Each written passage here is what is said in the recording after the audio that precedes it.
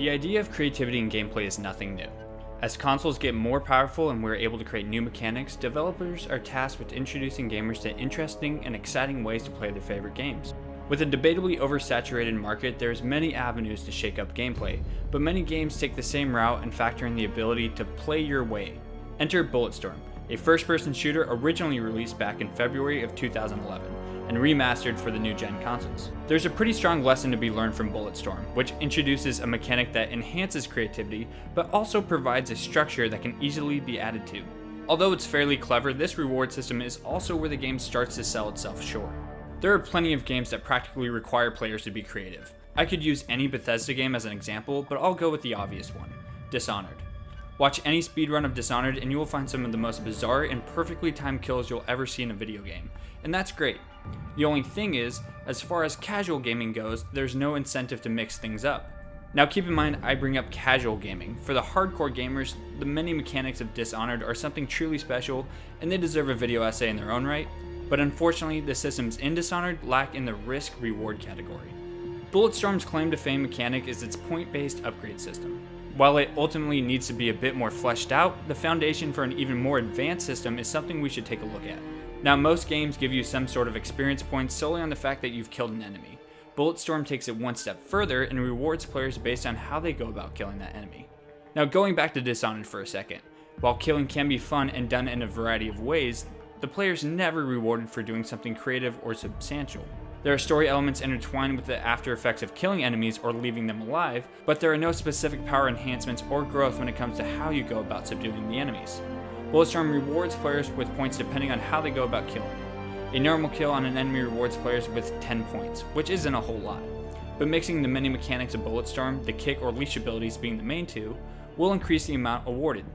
Kicking the enemy into a spiked wall, 100 points. Getting a headshot gives you 50, using explosives can gain you another 50, and so on.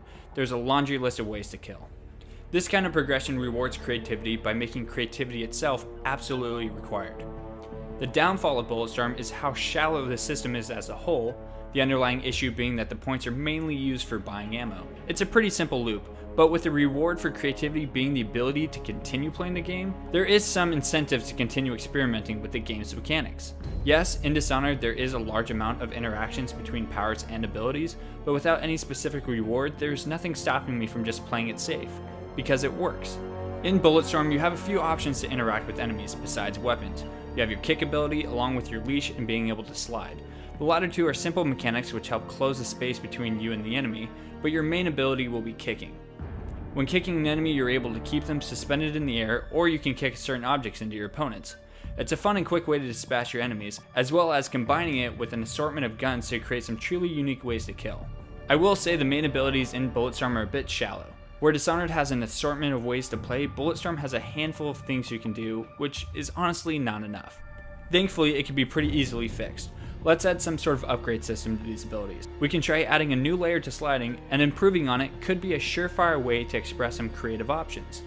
Imagine there's an upgrade where you can slide on a dead body, using them as some sort of surfboard, and giving you increased mobility. An upgrade on top of that could be kicking the enemy forward into another one, or throwing yourself off him to get extra height. Doing these types of actions in conjunction with killing enemies would net you significantly more points that in turn gain you even more abilities. This gameplay loop is more advanced than what was already in place and gives you, the player, growth over time while continually introducing new mechanics, keeping gameplay fresh. Granted, the game would feel closer to Dishonored or Prey in some aspects, but that's in no way a bad thing. The ultimate goal is to layer mechanics together so players can experiment and come up with their own ways to go about objectives. Having an amazing system is a start, but the rewards need to let the player feel like they're constantly growing, which Bulletstorm has the basics for. I would be grateful to get some kind of sequel to Bulletstorm, which it feels like they're going to do since they just remastered it on the new gen consoles. There's a lot of complexity that can come from Bulletstorm, and hopefully they expand on what they've already established.